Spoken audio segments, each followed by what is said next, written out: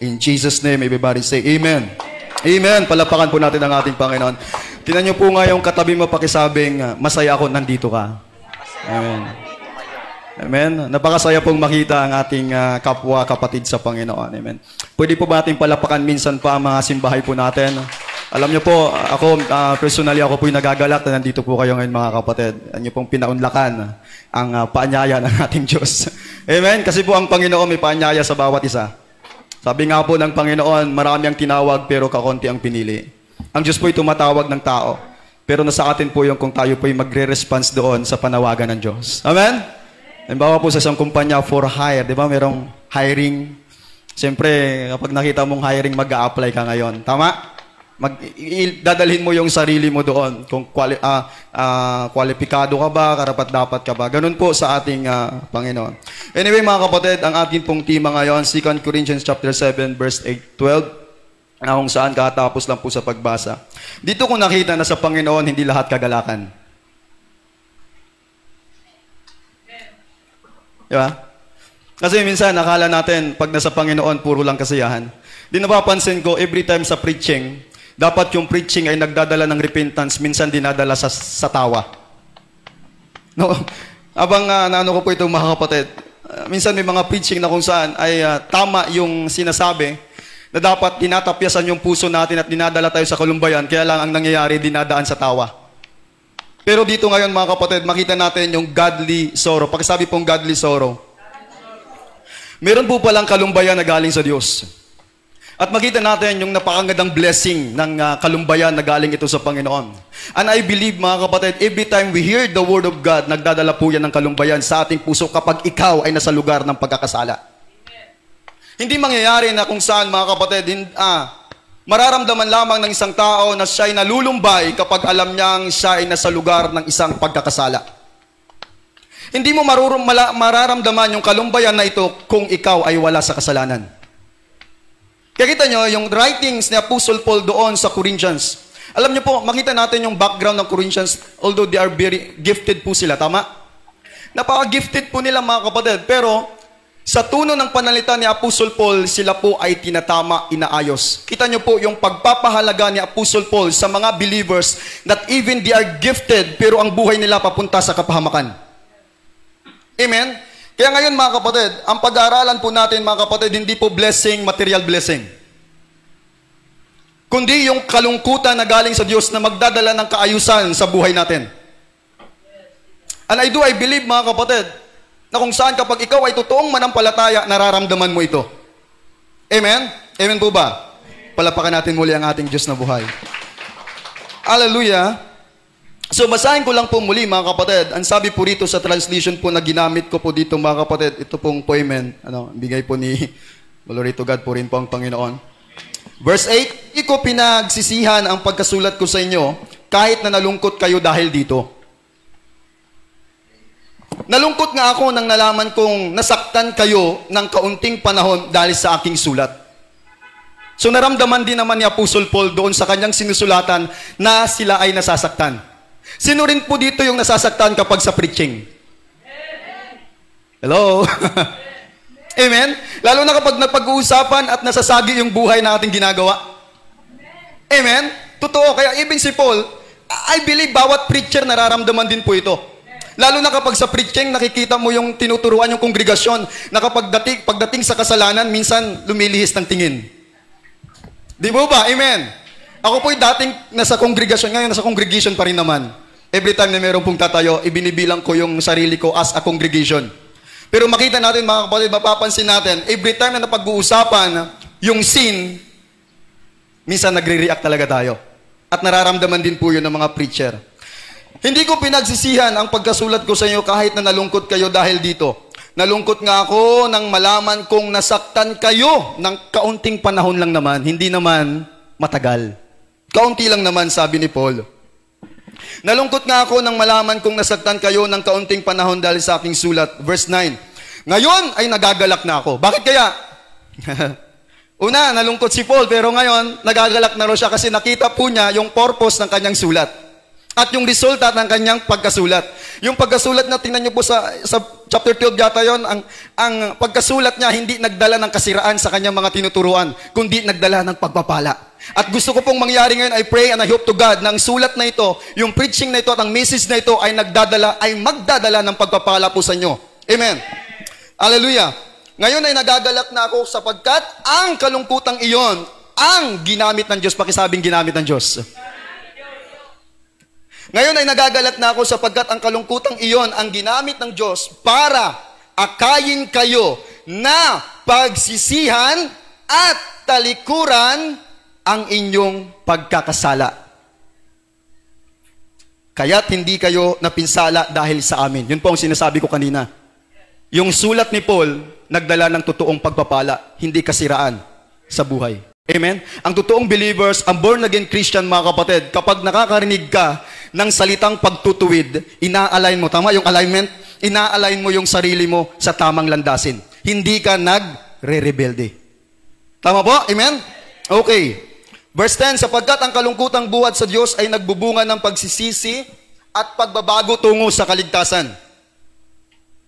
Ngunit ang kalungkutang dulot ng mundo ay humahantong sa kamatayan. Tingnan ninyo ang ibinunga ng kalungkutang buhat sa Diyos. Merong resulta. Mamaya po, napakaganitong aralin mga kapatid, kasi hindi lang ito basta nalungkot ka na parang walang nangyari. Kasi bawat kalungkutan na galing sa Diyos, merong resulta makikita sa buhay. Pakisabing makikita sa buhay. Tingnan ninyo ang ibinunga ng kalungkutang buhat sa Diyos. Una, naging masikap kayo at masigasig na linisin ang inyong pangalan. Wow, ang ganda nito mga kapatid. Nagalit kayo sa mali, nagkaroon kayo ng banal na pagkatakot, nanabik kayo sa aking pagdating, nagkaroon ng malasakit at hangaring maparusahan ang nagkasala, ipinakita ninyo sa lahat ng paraan na kayo'y walang sala sa mga bagay na iyon. Ito po ang salita ng ating Panginoon, mga kapatid. So godly sorrow. Dito makita natin, mga kapatid, na sa bandang bababa, merong dalawang uri ng kalungkutan. Unang binanggit niya, kalumbayan na galing sa mundo. Then pangalawa, yung kalumbayan na galing sa Diyos. Yung kalungkutan po na galing sa mundo, ang sabi niya, nagdadala ng kamatayan. Nagdadala ng kasiraan. Kaya pala, kapag ikaw ay nalungkot na hindi galing sa Diyos, at yung kapag dinadrive ka na sirain mo ang buhay mo, di ba minsan kapag may problema, dinadala natin yung sarili natin sa bisyo. Tama? Amen. Yan po ay kasiraan, mga vices po at instrumento ng kaaway para sirain ang buhay ng tao. Kaya kita nyo, kapag itong kalungkutan na hindi galing sa Diyos, yung mga broken-hearted, di ba? Kapag tayo ay nakaramdam emotionally, nasaktan tayo emotionally, kapag yun ang kalungkutan na galing sa mundo, minsan dinadala tayo sa kasiraan. Tama po ba? Agree po ba kayo mga kapatid? Pero ngayon mga kapatid, makita natin yung godly sorrow. Kalumbayan na galing sa ating Panginoon, sabi dito, godly sorrow leads to repentance. Ang kalumbayan raw po na galing sa ating Panginoon ay nagdadala ng pagsisisi. Sino po dito yung mga nalungkot na nung ikaw ay nakarinig ng aral ng Diyos na tinatama yung buhay mo? Amen? Di ba nagsisi po tayo mga kapatid? So godly sorrow leads to repentance. Kapag ang tao po ay nakaramdam ng kalungkutan na ito, kung ito'y galing sa Diyos, dinadala tayo sa pagsisisi. Yung totoong kalungkutan mga kapatid, ang impluwensya pala niyan, yung impact pala niyan sa buhay ng tao, dapat kang nagsisi. Amen? Hindi lang basta tayo umiyak. Siyempre, napakasarap umiyak sa presence ng Lord. Amen? Napakasarap umamin sa Panginoon kasi po makita po natin yung characteristic mamaya ng godly sorrow. Kasi po, ang godly sorrow merong pagkakakilanlan. Kung paano yung worldly sorrow, meron din pagkakakilanlan. Yung godly sorrow din naman, according to the Bible at sa experience mo natin, merong pagkakakilanlan. At makita natin mamaya, yung pagkakakilanlan sa isang godly sorrow, meron kang confession. Amen? Bakit ka nalumbay? Makita rin po natin, napakaganda mo itong aralin mga kapatid. Okay, tuloy po natin. Definition ng godly sorrow. Godly sorrow is a deep spiritual grief. Ano ba yung grief? Pagdadalamhati. Tama? Yung sobrang sakit na naramdaman mo. Godly sorrow is a deep spiritual grief para saan? Over sin. Alam po natin na ang Panginoon ay namumuhi, number one na kinamumuhian ng Diyos ay ano? Kasalanan. Amen? Hindi po natutuwa ang Panginoon na kapag ang tao ay nabuhay sa kasalanan. Kaya makita niyo si Jesus, sabi ni Lord, dumating ako para gibain at wasakin ang gawa ng demonyo o impluwensya ng demonyo sa buhay ng tao. Si Jesus dumating dito sa mundo at dumating sa ating puso para yung kasalanan na ginagawa ng tao magiba, mawalan ng koneksyon ang tao sa kasalanan. Para ang gawin ng tao ay yung yaon lamang nababatay sa kalooban ng Diyos. Amen. Naunawaan mo natin mga kapatid. Godly sorrow is a deep spiritual grief over sin that leads to repentance. Ito po ang definition. Binigyan po natin ng kahulugan itong godly sorrow. Na kung saan yung kalumbayan na ito, mga kapatid, ay yung sobrang nalungkot ka. Dahil ikaw ay nakagawa ng pagkakasala o ikaw ay nasa kasalanan. Kaya kita natin, di ba? Kapag tayo naging born again, kapag tayo nakilala sa Panginoon, nalaman natin ang kanyang matuwid, katuwiran, kapag tayo nadapa, ibig sabihin kapag tayo nagkasala, di ba hindi ka natutuwa? Hello? Sino dito ang natutuwa kapag ikaw ay nagkakasala? Naniniwala ako kapag ikaw ay may Espiritu Santo, kailanman hindi ka matutuwa. Kasi po ang Espiritu Santo ibinigay ng Diyos sa ating puso para bagabagin ka. Hindi ka mapapakali mga kapatid, sa totoo lang. Hindi ka magiging, tawag niyan, wala kang kapayapaan kapag ikaw ay nasa lugar ng pagkakasala. Kaya merong testimonya noon, nung siya po ay nasa isang sugal, hindi ko na lang po babanggitin ang kanyang pangalan, para for the glory of the living God. Nung siya po ay nasa isang sugal, sa isang umpukan, tungits po yata yan kung hindi ako nagkakamali. Sa kalagitnaan ng kanyang paglalaro, mga kapatid, merong umaawit sa loob niya. Di ba? At yung kinakanta ay yung awiting makalangit. Yun ba ay gawa ng tao? Yun po ay gawa ng Diyos. Kasi po ang Holy Spirit, tinutulungan tayo para itama ang buhay natin. Hindi yan ibinigay ng Diyos para tayo ay magpatuloy sa pagkakasala. Tama po. Hindi yan ibinigay ng Diyos para matuwa o encourage ka pa o itolerate ka pa para gumawa ng kasalanan.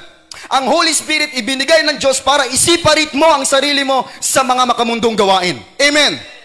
Ang Holy Spirit ibinigay yan para tayo ay makalakad sa kabanalan. Amen po ba? Hallelujah. So godly sorrow is a deep spiritual grief over sin that leads to repentance. Kapag naramdaman mo ito, kapatid, kapag naramdaman natin ito, dadalhin ka sa pagsisisi. Kaya kita nyo, ang totoong mananampalataya, kapag nakakarinig siya ng aral ng Diyos, dinadala, even sa preaching, ganitong pagkakatipon, even sa personal mo, alam nyo, hindi lang sa preaching nangungusap ang Panginoon. Maging sa ating mga personal na pag-aaral. Amen?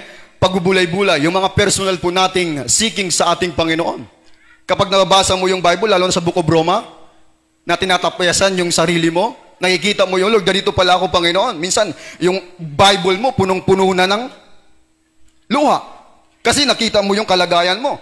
Nakita mo yung sarili mo din. Nakita mo kung gaano ka inibig ng Panginoon despite sa pagiging isa mong makasalanan. Amen po ba? Okay.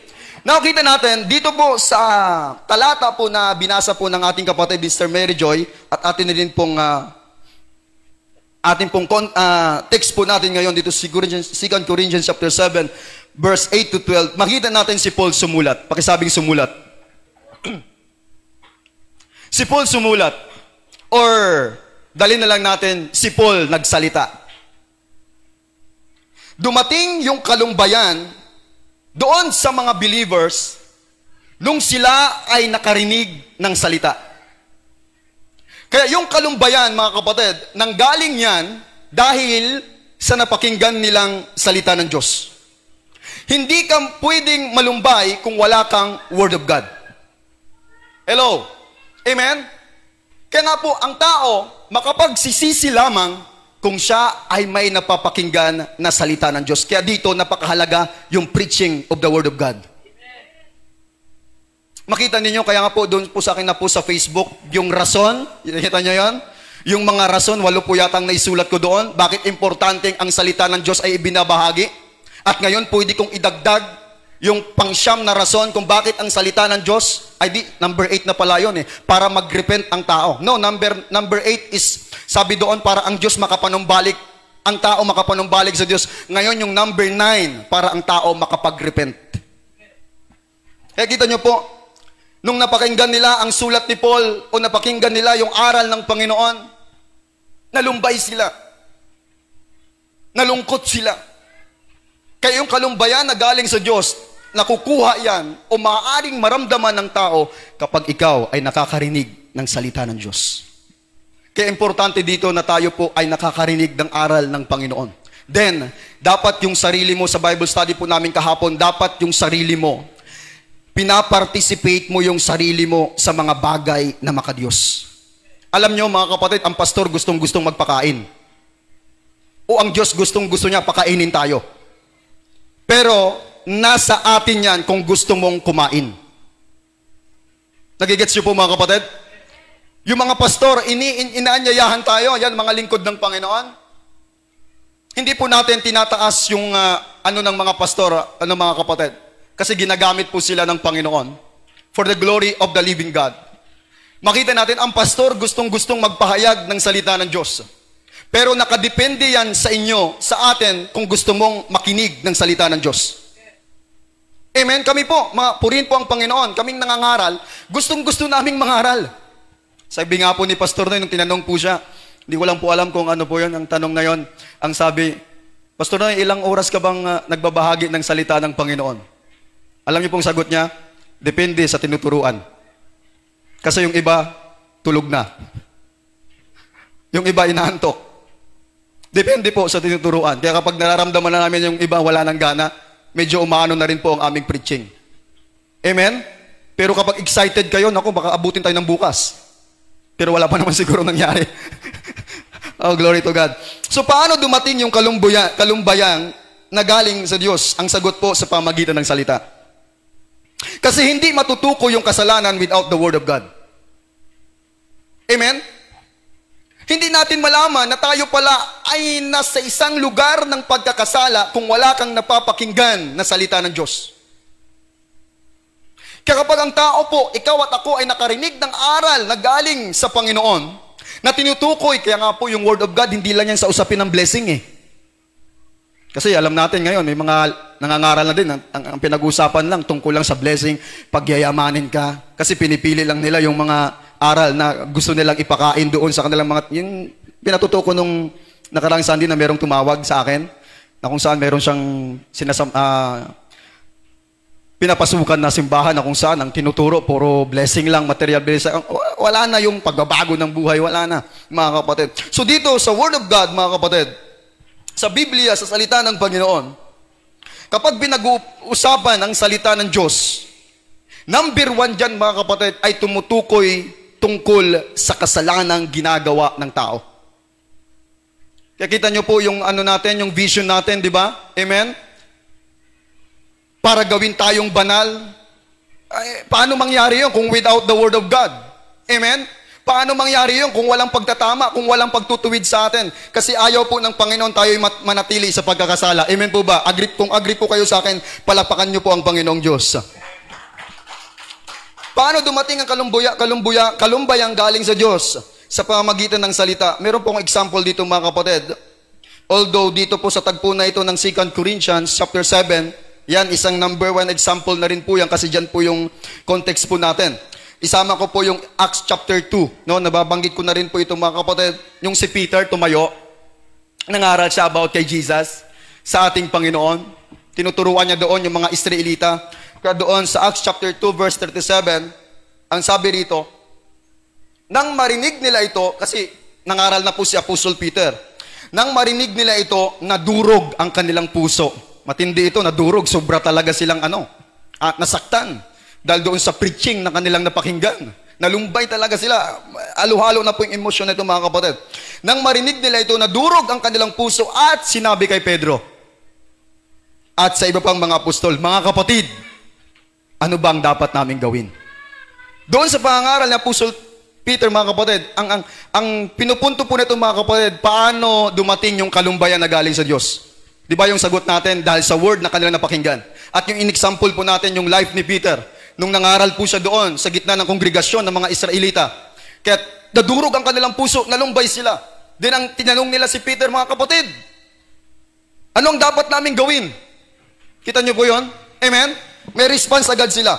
Then, in Matthew 26 verse 75, and Peter, di ba merong pinauna na ng Panginoon kay Apostle Peter kasi sinabi ni Peter kay Lord, Lord, hindi mangyayari sa iyo yan, yung crucifixion na gagawin sa Panginoon. Alam niyo yung kwento, mga kapatid? Sabi ni Peter kay Lord, Lord, hindi mangyayari sa iyo yan. Kailangan mo na nilang dumaan sa ibabaw ng aking bangkay. Pero ang sabi ni Lord, Peter, 3 bisis, di ba? Sabi, pag tumilaok yung manok ng 3 bisis, ako'y iyong ipagkakaila. Kaya naalala ni Peter, nung si Lord, nandun na sa time na hinahagupit na siya, verse 27 ng chapter 26, and Peter remember the word of Jesus. Yung kalumbayan, nakukuha lang yan dahil sa salita ng Diyos. Kaya sabi, tuloy po natin, and Peter remembered the word of Jesus, which said unto him, before the cock crow, thou shalt deny me thrice. And he went out and wept bitterly. Si Peter nalumbay po. Bakit siya nalumbay? Dahil naalaala niya ang sinabi ni Lord. Kaya yung kalumbayan, mga kapatid, kung gusto mong malumbay, kung gusto mong malungkot, dahil sa kasalanang ginagawa mo, basahin mo ang salita ng Diyos. Dahil maganda po ang benepisyo kapag ikaw ay nalungkot. And David, tingnan niyo po rin, pangatlo mga kapatid, Psalms 51, nasulat ni David yon, di ba? Kasi po, ang pinagmulan niyan, doon sa 2 Samuel chapter 12, nung si Prophet Nathan, nagparabol kay David, na sinabi ni Prophet Nathan kay David, kung merong mayaman, ang sabi niya. Pero ang gusto niyang i-point ni Nathan, si David, kasi si David po yung nagkasala. Kaya lang parang wala pong knowledge si David patungkol sa kasalanan na kanyang nagawa, kasi matindi po ang kasalanang nagawa ni David. Kaya naman si Prophet Nathan gumawa ng parable. Ang sabi niya, merong isang mayaman, kinuha yung alagang hayop ng mahirap. Ang ginawa ng mayaman, kinatay niya at pinaghanda sa bisita. Ano po ba ang dapat na judgment dito? Ang sumagot si David, dapat siyang mamatay. Sabi ni Prophet Nathan, ikaw yun. Anong ginawa ni David? Nagsisi siya. Amen? Kita niyo, dahil sa word na dumating sa kanila. Dahil sa mga taong ito'y dumating, kaya sila ay nalumbay. Kaya makita rin po natin yung kahalagahan na meron tayong napapakinggan na salita ng Diyos. Mga simbahay. Amen? Tayo po na nandito ngayon. Hallelujah. Praise be the name of Jesus. So, ito yung pinagmulan ng kalumbayan na galing po sa Panginoon. Dahil po sa pakikinig nila ng salita ng Diyos, nalulungkot ang tao, nalulumbay ang tao, hindi yung kalungkutan na galing sa mundo, kundi yung kalungkutan na galing po sa ating Diyos na buhay. Makita po natin yung pagkakilanlan ng kalumbayan na galing sa Panginoon. Sabi ko nga po kanina mga kapatid, yung godly sorrow meron po yung karakteristik para matukoy po natin kung ito ba'y kalungkutan na galing sa Diyos o kalungkutan na galing sa mundo. Ang una po natin makita mga kapatid, the characteristics of godly sorrow, number 1, merong conviction of sin.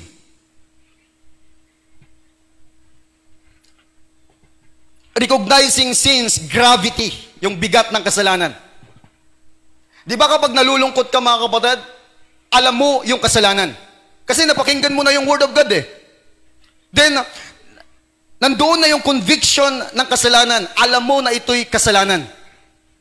Kaya yung kalumbayan na galing sa Panginoon, yung unang characteristics ng godly sorrow, merong conviction of sin, recognizing sin's gravity and offense against God. Alam mong nagkasala ka sa Diyos.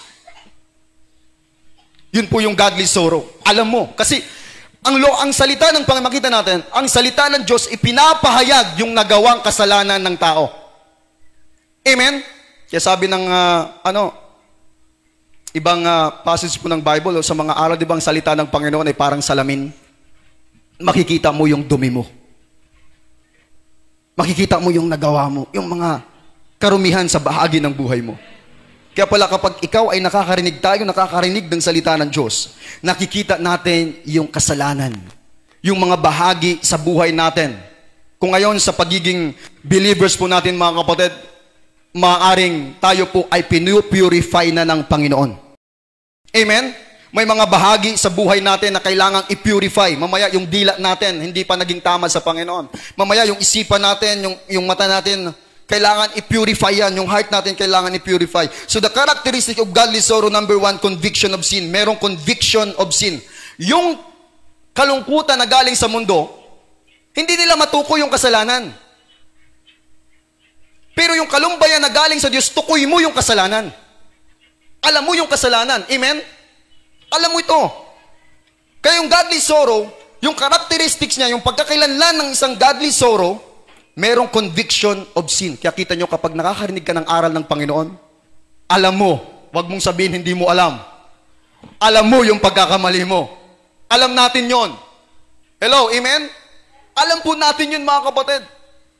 Alam natin yon. Hindi po ito may tatago sa harapan ng ating hindi rin po ito may tatago sa atin. Kasi po the Word of God, siya po nagre-reveal ng mga bagay na nasa lihim. Yung mga bagay na ating ginagawa. Kaya sabi ng Lord, di ba, inihahayag niya yung mga bagay na nasa lihim. Through the Word of God. Kaya bawat pagkakasala na ating ginagawa, kapag tayo nakakarinig ng salita ng Panginoon na ihahayag. Una sa atin, Lord, nagkasala pala ako, kasalanan pala ito. Saan mo nalaman yon? Paano mo nakita yon? Through the Word of God. Amen? Hindi natin masasabi na kasalanan yon kung wala yung Word of God, kung hindi na-reveal sa atin through the Word of God. Kaya dito, the godly sorrow, merong conviction of sin, recognizing sin's gravity, yung bigat ng kasalanan. Alam mo na ito'y kasalanan. Lord, kasalanan ito. Kaya si David, nung nalaman niya na kasalanan pala yon, kasi ipinahayag sa kanya ni Prophet Nathan, anong ginawa? Nagsisi siya. Alam niya na kasalanan yon. Amen po ba? Then, pangalawa po, nandoon yung brokenness natin mga kapatid. Tayo nagpapakumbaba sa presensya ng Diyos. Yung godly sorrow, dinadala rin tayo sa brokenness. Kasi hindi ka natutuwa. Sabi ko kanina, hindi ka natutuwa sa kasalanan. Kinamumuhian mo nga yung kasalanan. Even sa Apostle Paul, kinamumuhian niya yung kasalanan, mga kapatid. Hindi siya natutuwa. Kaya kita nyo, mga kapatid, patuloy siyang lumalapit sa Panginoon. Hallelujah! So, characteristics of godly sorrow, may conviction of sin din. Pangalawa, brokenness. Nandoon yung kabasagan ng ating puso. Kaya sabi ni David, si David rin mabanggit, Lord, hindi mo, sabi niya doon, yung may basag na puso at may pagsisising diwa ang iyong kinalulugdan. Every time po pala mga kapatid, na tayo po ay dumating doon sa pagkakasala dahil doon sa Word of God na reveal yung sin. Una, merong conviction, alam mo yung kasalanan. Din pangalawa, dinadala ka sa pagpapakumbaba sa harapan ng Diyos. Kasi bakit? Alam mo na ang Diyos lang ang may kapangyarihan para patawarin tayo. Amen?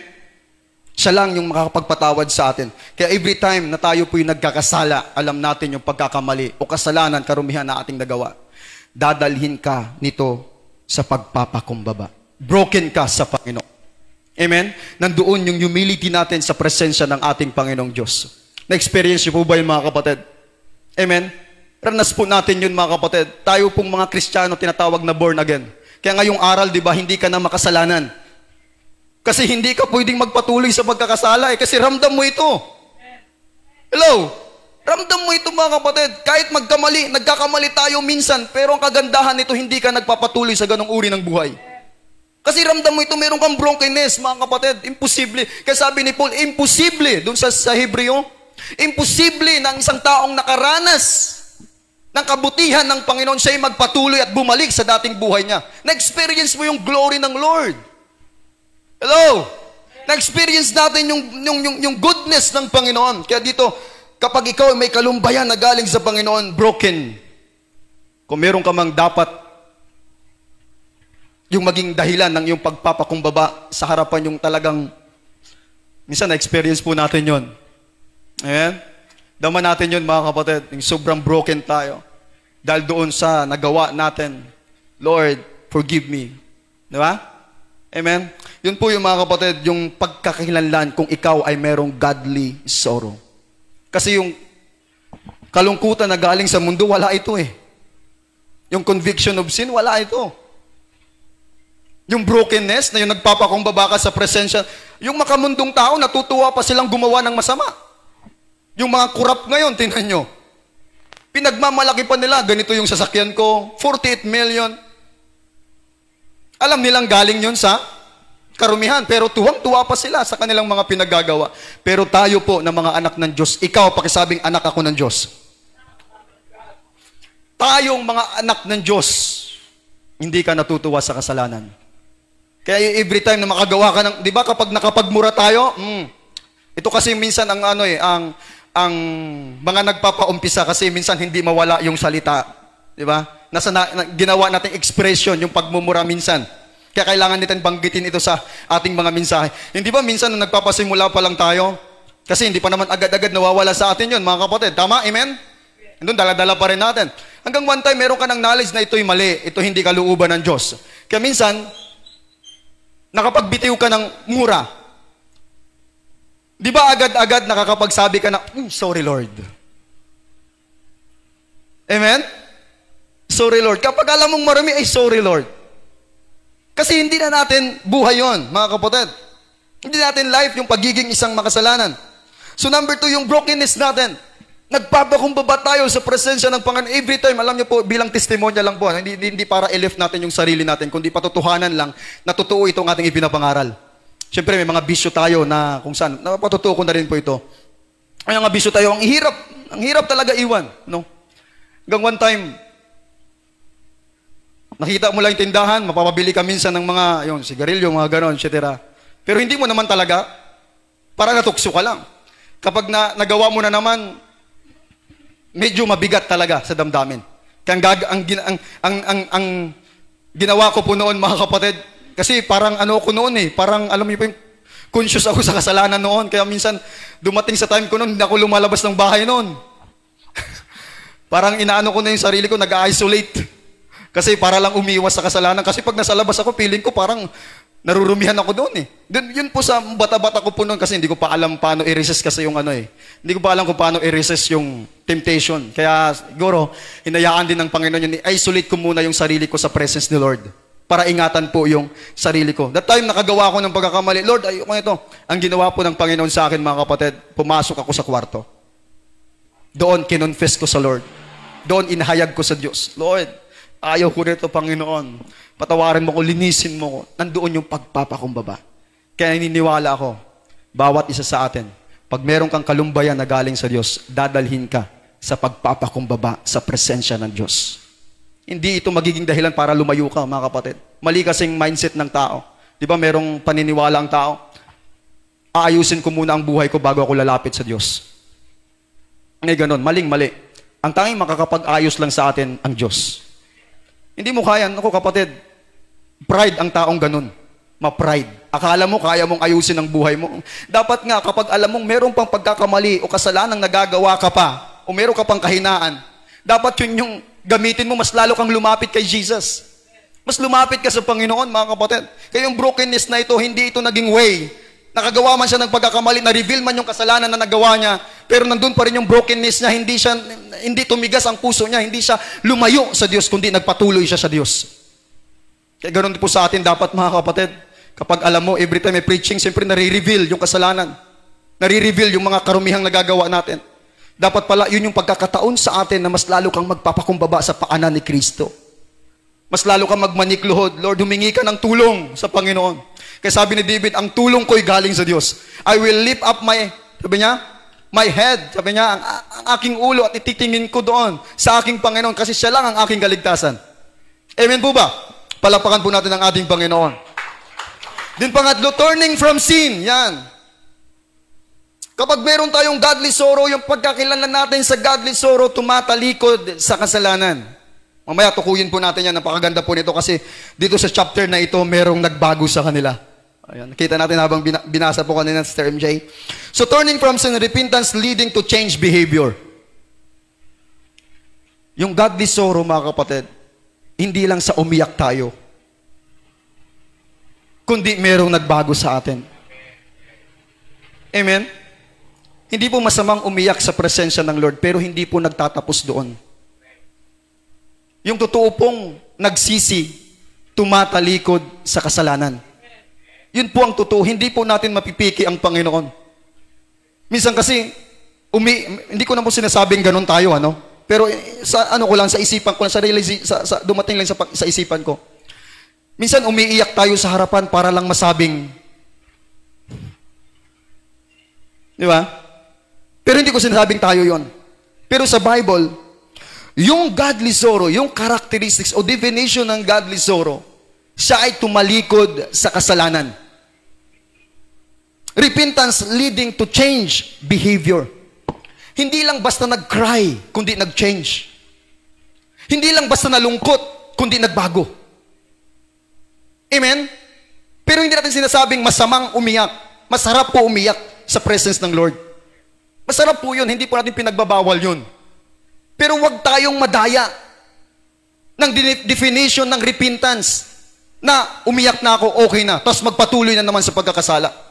Ang totoong nag-repent, nagbago ang buhay. Amen? Lord, patawarin mo ako, nag-repent. Hindi mo na ginagawa yung dati mong ginagawa. Kasi nag-repent ka, kaya nga po ang definition ng repentance, hindi lang yung cry, kundi nag-change. Yung tumalikod ka talaga sa karumihan. Yun yung repentance, mga kapatid. Din pang-apat, seeking God's mercy and cleansing, dependence on God. Ito na po yung sinasabi natin, parang meron rin connection dun sa brokenness. Nagiging dependent ka sa Diyos. Alam mo sa sarili mo na hindi mo kayang magbago. Amen. Hello? Kaya mo bang magbago sa sarili mong lakas? Kaya mo bang talikdan ang lahat ng mga bagay sa sarili mong lakas? Even si Apostle Paul nagsasabi, I can do all things through Christ. Hindi niya through me. Through Christ. Sa pamamagitan ni Kristo. Bakit dependence on God? Ibig sabihin, humihingi ka ng tulong sa Panginoon. Lord, hindi ko kaya ito. Tulungan mo ako. Lord, meron pang karumihan sa buhay ko, Lord. Hindi ko pa maiwan-iwan. Tutulungan mo ako, Panginoon. Amen? Kaya nagiging dependence ka sa Panginoon. Napapakinggan mo yung salita, napakinggan mo yung aral, yung mensahe, nabasa mo sa Bible. Lord, meron akong ganito, Panginoon. Tulungan mo ko. Tapos napansin mo, hindi mo. Kaya nga po yung sa Bible sharing namin, mayroong sumagot doon, si Sister Marites, wala ba siya dito? Hindi niya sinasabi yung pagbabago kasi ayoko mo na magsalita, Pastor, kasi alam kong hindi ko pa kayang gawin. Kasi po, bawat isa po sa amin nagsishare, nagbabahagi. Kung ano yung kapahayagan niya o yung realization niya about sa Word of God.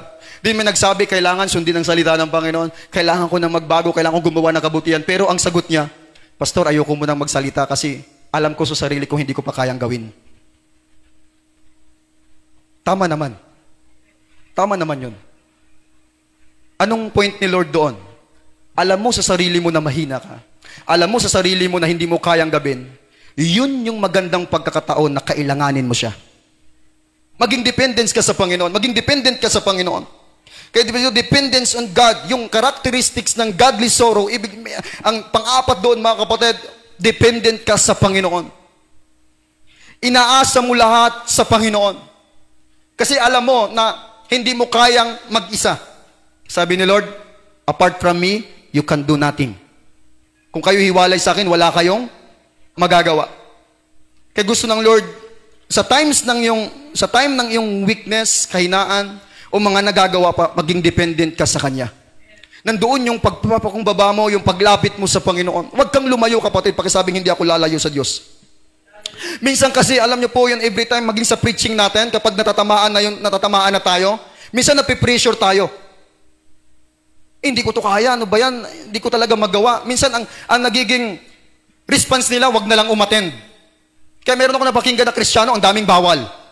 Daming bawal. Kaya ang nangyayari, hindi na siya dumadalo. Kasi nabibigatan siya, nahihirapan siya. Mali, kapatid. Maling mindset. Hindi siya naging dependent sa Panginoon. Hindi siya naging dependent sa Lord. Alam nating mahirap, alam nating mabigat, bilang nasa katawan pa.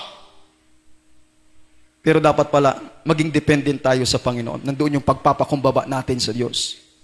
Yun yung totoong godly sorrow. Amen? Hallelujah, palapakan po natin ang ating Panginoon. So dito sa ating nabasang mga salita, mga kapatid, doon sa verse 11, nagkaroon ng resulta yung kalumbayan na naramdaman nila. Nagkaroon ng impact sa buhay nila doon sa mga tinuturuan. Nagkaroon ng impact sa buhay nila. Yung kanilang naramdaman. Verse 11. Ano ang resulta ng kalumbayang ito sa buhay ng mga mananampalataya doon sa Corinthians? Even ngayon, mga kapatid, hindi na lang kasi ito doon sa mga taga-Corinto, maging sa atin po. Amen. Sa atin na po, ituring na po sa atin ito. Kasi yung salitang ipinangaral sa panahon ni Apostle Paul ay yun din pong salitang ipinangaral sa atin. Tama po ba? Hindi po nagbabago, ganun pa rin. Kinukot lang natin yung mga sinulat ni Apostle Paul para ipangaral ngayon. Kaya yung word na ipinangaral noon, same pa rin yung ipinapangaral ngayon. Hindi nagbabago po yun. Walang sulat, walang aklat ni Mormon. Tama? Hindi Mormons po ang sinusulat natin. Hindi pinapahayag natin. Sulat po ng ating Panginoong Hesukristo. Biblia. So anong resulta ng kalumbayang ito sa buhay ng mananampalataya, mga kapatid? Nagdala ng pagbabago. Nakipantang sinasabi kanina, nagdala ng pagbabago. Tingnan natin, verse 11. Sabi ni Paul, doon sa kanyang mga tinuturuan, napansin po niya, nakita po niya, doon sa kanyang mga tinuturuan na meron ng nagbago. Kaya malaki pong kasiyahan kapag yung mga tinuturuan mo merong pagbabago. Amen? Kasi po, kita mo na ikaw ay epektibo sa pangangaral. Kaya minsan po, napatutuo ko nga po sa inyo, kay Bishop na kung saan, sabi ko, ano ba yan? Para namang walang nangyayari. Pero may nangyayari pala, Bishop, sa spiritual. Amen? Kita po natin. So, verse 11, sabi ni Paul, tingnan ninyo ang ibinunga ng kalungkutang buhat sa Diyos. Nakita niya, napansin niya, na meron palang pagbabago at yung impact ng nalungkot sila dahil sa sulat ni Apostle Paul. Number 1, naging masikap kayo at masigasig na linisin ang inyong pangalan. Inayos nila yung life nila. Yung moral nila, mga kapatid, inayos nila. Yung pagkatao nila, inayos nila. Dahil doon sa napakinggan nilang aral at nalungkot sila. Kaya naman naging masigasig sila, nagsusumikap sila na may tama yung buhay nila. Dito kaya sa JBHG, meron kaya tayong pagsisikap na iayos yung buhay natin? Na napakinggan nating preaching sa aral ni Bishop ng mga pastor? Inaalaw mo kaya ang sarili mo, ay, napakinggan ko yung salita, kailangan ayusin ko na yung buhay ko. Kapag nagpag-uusapan yung bisyo, wow! Kapag napag-uusapan yung mga worldly things, yung mga, nababanggit kasi ito talaga, mga kapatid. Amen po ba? Yung mga habit natin, yung mga gawain natin dapat talikuran, nababanggit ito. Meron ka kayang pagsusumikap? Sabi rito, naging masikap kayo at masigasig na linisin ang inyong pangalan. Meron po sa Proverbs, sabi dito, mas mainam ang magandang pangalan kaysa magkamal ng maraming kayamanan. Kakita nyo sa Kongreso ngayon, todo depensa na sila. Sa Senado, todo depensa na sila. Meron pang tumayo doon na hindi ko sisirain ang magandang pangalan na ibinigay ng aking tatay. Kasi dinidipinsahan nila yung pangalan nila. Kasi naman pag makita ka, ayan, pangit yung buhay niyan, pangit ang pagkatao niyan. Di ba yung moral, yung dignidad, yung pagtingin sa'yo mababa. Dahil meron silang nababalitaan, yung pangit, masama ang buhay niyan. Dito kaya, yan bang born again yan? Di ba bakit nagsusugal yan? Di ba? Bakit ganyan yung buhay niyan? Yung pagtingin sa atin, parang maliit. Di ba? Amen? Born again yan, pero bakit yung mga tugtugin, worldly song? Bakit yung mga sinasayaw parang nasa disco? Amen? Bakit ganyan? Nasisira yung magandang imahe ng pangalan. Pakisabi, born again ako. Pinanganak ako ng Diyos. Hindi ko nabuhay ang kasalanan. Sa Facebook, pag i-stalk mo, bakit ganito naman yung Facebook ni sister? Bakit ganito naman yung Facebook ni brother? Bakit puro TikTok? Bakit labas ano? Amen? Kaya dito, nung narinig nila ng Corinthians, yung aral, kasi matindi po yung, kaya si Apostle Paul, anong sinabi ni Paul din sa kanila? Anong gusto nyo dyan? Pupunta akong may pamalo o pag-ibig? Kasi magulo na yung ano nila, ginagawa nila, hindi na tama yung kanilang mga pinapamuhay nila. Kaya yung aral ni Paul, napakabigat. Amen? Tinuturuan sila ng mabigat para lang matama, pakisabing para matama. Para may tama ang buhay. Sabi nito number 1, naging masikap kayo at masigasig na linisin ang inyong pangalan. Tinama nyo na yung buhay ninyo. Inaayos nyo na ang buhay ninyo. Parang pagtingin ng iba, ay, ito, nabago na ito. Di ba may ganun sa buhay natin? Dating noon, ito, hindi na ginagawa, bago ng buhay. Kasi naayos na yung pangalan. Amen po ba? Okay. Sabi pa dito, pangalawa, nagalit kayo sa mali. Sino po dito natutuwa sa mali? Wala. Minsan nga, alam mo si Lot? Si Lot, pinili niya yung lugar ng daming kasalanan. Yung kahalayan. Siya ang pumili nun eh. Sabi ni Abraham, sige, pili kung saan ka. Kung saan yung tuturo mo, doon ka. At yung hindi mo tinuro, doon ako. Eh, pinili ni Lot, doon. Sodom at Gomora. Hindi niya alam, kahalayan pala ang lugar na yon. Alam nyo, si Lot, nadalamhati doon. Pinipighati yung damdamin niya. Sa nakikita niyang kahalayan. Kaya nga siya nanalangin eh. Nakita niya yung kahalayan ng ginagawa, yung karumihan. Ikaw kaya kapag nakita mo yung kapatid mo, natutuwa ka kaya sa ginagawa niya o nalulungkot? Nalulungkot po tayo mga kapatid. Pag meron tayong kilalang kapatid, ganito yung ginagawa. Hindi na natin pinupurihan pa. Sinishare pa ng iba. Marumi na nga. Sinishare pa. Marumi na nga. Nagre-react pa ng heart. Lalaki na nga, nagpabading-bading. May heart reaction pa. Alam mong homosexual, nagre-react ka ng heart. Ibig sabihin, gusto mo. Natutuwa ka. Dapat sad reaction. Amen. Kung ano ang kinatutuwaan ng Diyos, natutuwa tayo. Pero kung ano ang kinamumuhian ng Diyos, namumuhi rin tayo. Hindi tayo natutuwa. Kaya kapag mayroong karumihan sa Facebook, kahit kapatid, kamag-anak mo pa yan na sumali sa gay pageant. Kaya mayroong mga nag-ano doon, yung kumukuha ng mga reaction, pakipuso naman. Nung tiningnan ko, ay ano ba ito, bading naman. Pas, ayoko magsuporta sa mga ganyan, kasi marumi. Pag-pray natin na mabago sila, huwag nating suportahan. Hindi, sabi ng Panginoon, huwag kayong makisang-ayon, huwag kayong makipagkompromiso, kapatid. Huwag makipagkompromiso, kahit, amen. Palapakan po natin ang ating Panginoong Diyos. Nagalit kayo sa mali, sabi niya. Marami ito.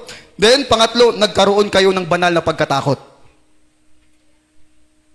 Yung banal na pagkatakot pala, nakukuha rin pala ito sa salitang ating napapakinggan. Kaya ka natakot sa Diyos. Paano takot? Hindi yung, alam natin, hindi yung takot na ayaw mo nang lumapit sa Panginoon. Takot na gumawa ng kasalanan. Takot ka na. Di sa ibang term din, nagkaroon ka ng galang sa Diyos.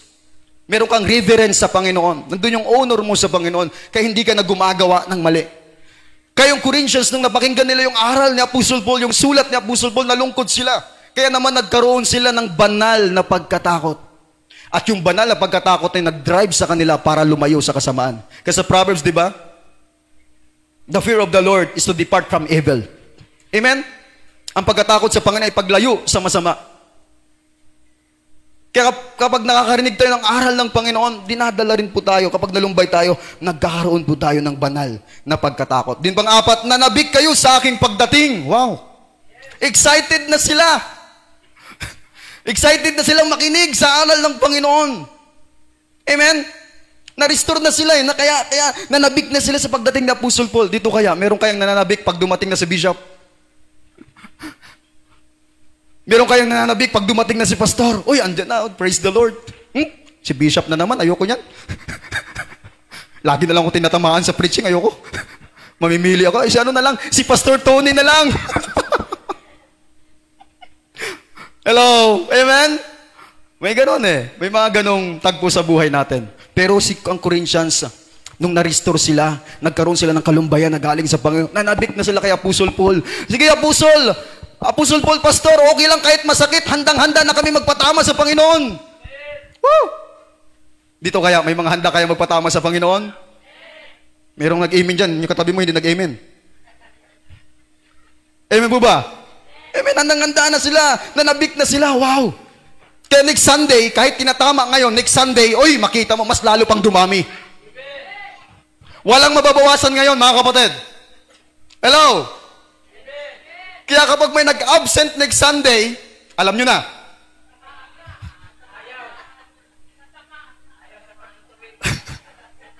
Kaya sabi dito, nanabik na sila kaya Pusol Paul. Bakit sila nanabik? Gusto nilang mapakinggan ang salita ng Panginoon. Sige, pastor, okay lang. Kahit masakit, ang importante, tinatama ko. Kaya next Sunday, ha? Mas lalo tayong dadami. Mas lalo tayong madadagdagan. Kasi bakit na-bless tayo kahit masakit, okay lang. Tinatama naman tayo. Amen. Palapakan po natin ang ating Panginoong Diyos. Yun po yung mga bagay na kung saan nagbunga, nagdala ng pagbabago sa buhay ng mga mananampalataya. Merong impact po sa kanila yung naramdaman nila. Nagbago sila, mga kapatid. Ngayon po, ang akin pong last na maibahagi, meron pong danger. Meron pong danger, mga kapatid, mag-ingat po tayo dito. Yung binabaliwala mo, yung nararamdaman mo, yung godly sorrow, meron pong danger dyan. Na kahit meron ka ng nararamdaman, nililid ka na ng Panginoon to repent, tas binabaliwala mo lang. Kahit ngayon, kung nililid ka ng Lord mag-repent, minsan po, ako po bilang batang pastor, ito po. Ito, based on my experience or nakikita ko sa aking kapwa. Kahit ikaw, pastor, hindi ka exempted sa repentance. Kahit lingkod na tayo ng Panginoon, hindi ka exempted sa repentance. Minsan, nililid na tayo ng Lord to repent, to bow down, pero minsan pumapasok yung pride. Hindi, pastor ako. Hindi, ayokong makita ng congregation, naluluhod ako, ayoko. Kaya dito kita nyo, merong danger of missing godly sorrow. Number 1 po, makita natin, hardness of heart. Kapag binabaliwala natin yung nararamdaman na ito, mga kapatid, yung puso natin, yung sa Jeremiah, nagkaroon ng callous heart. Naging manhid ka na. Dapat palang the first place, dinadala ka ng Panginoon sa repentance, magpapakumbaba. Pero binabaliwala mo yung nararamdaman mo. Yung godly sorrow. Binabaliwala mo. Isinasantabi mo siya. Na kahit sa moment na yon na nangungusap na ang Panginoon sa'yo, hindi mo pinapakinggan, isinasantabi mo. Kaya darating sa panahon na patuloy kang makakarinig ng mga aral na tinatama ka ng Panginoon, pero dahil matigas na ang puso mo, wala nang effect sa buhay mo. Kaya ngayon pa lang, kung tinatama ka na ng Diyos, magpatama ka na sa Diyos. Kung ngayon pa lang, dinadala tayo sa Panginoon sa pagpapakumbaba at humingi ng tawad, humingi ka na ng tawad. Kung meron man dapat i-confess, Lord, ganito, Panginoon, Lord, linisin mo ako. Lord, nagkasala ako ganito, Lord, nakapagsalita ako ng masama. Panginoon, nakapag-isip ako ng hindi maganda. Lord, cleanse me. Kaya Ephesians chapter 1 verse 9, if you confess your sin, He is faithful and just to forgive you and cleanse you from all iniquities. Kaya kung meron din, idagdag ko po, kung meron kang godly sorrow, merong confession. Kino-confess mo yung pagkakamali mo. Kaya nakaraan, di ba, merong testimonya, merong confession, inihayag mo na ikaw ay nagkamali. Kaya kasama yung kapag nalungkot ka, hindi ba kapag nagkamali ka sa kapwa mo, sorry na, nagkasala ako. Di ba? Kasi nalungkot ka rin dahil sa ginawa mo. Halimbawa sa mag-asawa, nalungkot ka sa ginawa mo, kaya ang gagawin mo, hihingi ka ng tawad. Kaya kasama dito yung confession. Kapag ikaw ay may kalungkutan na galing sa Diyos, nalumbay ka dahil doon sa kasalanan at sa pamagitan ng salita ng Panginoon ipinahayag sa iyo, merong kang confession, mga kapatid. Kaya yung danger of missing godly sorrow, kapag binabaliwala mo yung nararamdaman mo na kahit nalulungkot ka na sa kasalanan, kahit nadala ka na sa paghingi ng tawad, pag-confess, pagpapakumbaba sa Diyos, at binabaliwala mo yun, kapatid, titigas ang puso mo. Nagiging callous heart na yung puso mo. Hard na siya. Kaya every time you hear the word of God, na binabalik sa iyo ng Panginoon yung same thing na kailangan mong isuko sa Diyos, parang balik na sa iyo. Naging normal na sa iyo. Normal na, wala nang epekto sa iyo. Kasi bakit? Kalos na eh. Makapal na yung puso mo. Yun po yung danger, mga kapatid. Kaya, the moment na ikaw ay pinagpapakumbaba sa presensya ng Diyos, yun yung the best moment na kailangan mong sumunod. Confess mo sa Lord, I will bow, Lord. Forgive me and cleanse me. Pero kapag binaliwala mo yon, lumipas ng ilang araw, wala kang ginawa. Kaya kapag napakinggan mo na naman yung aral, wala nang epekto sa'yo. Matigas ng puso mo eh. Mayroon ng callous heart. Yun po yung danger, mga kapatid. Din pangalawa, yung deception, na-deceive ka. Na iniisip na ang kasalanan hindi seryoso. Sabi dito, deception, thinking sin isn't serious. Na para bang, nakikinig ka ng aral ng Panginoon, tapos tinamaan ka doon sa isang bagay na ginagawa mo, pero iniisip mo, ay, hindi naman ano yan. Normal lang yan. Kaya yung kasabihan din sa tao pa kasi kaya nagkakasala tayo. Mahina talaga ang tao kaya nagkakasala tayo. Kaya minsan iniisip mo, mismo, ikaw ay na-deceive na sa ganoong pag-iisip. Na kapag nakarinig ka ng aral na galing sa Panginoon, tinutuwid ka, tapos binabaliwala mo yung nararamdaman mo, na-deceive ka. Di normal lang na magkasala. Normal lang kasi ganito pa naman. Marami tayong reasoning. Kaya mga kapatid, tayo pinag-iingat ng Diyos sa mga bagay na ito. Kung tayo po ay dinadala ng Panginoon sa paghingi ng tawad, humingi po tayo ng tawad. Kung tayo nagkasala sa harapan ng Diyos, magpakumbaba po tayo sa Panginoon. Tayo po ang magbibenepisyo. Amen? Tayo po ang makikinabang. Dahil mahal po tayo ng ating Diyos na buhay. Ang desire po ng ating Panginoon, mga kapatid, sa atin pong pagpapahayag at pakikinig ng salita po ng ating Panginoon, pinapahayag ng Diyos dito yung pagmamahal niya sa atin. Alam niyo kung bakit? Kasi ayaw ng Panginoon manatili tayo sa karumihan. Kayong purpose kung bakit tayo dumadalo, mga kapatid, para iwan yung mga bagay na nasa likuran.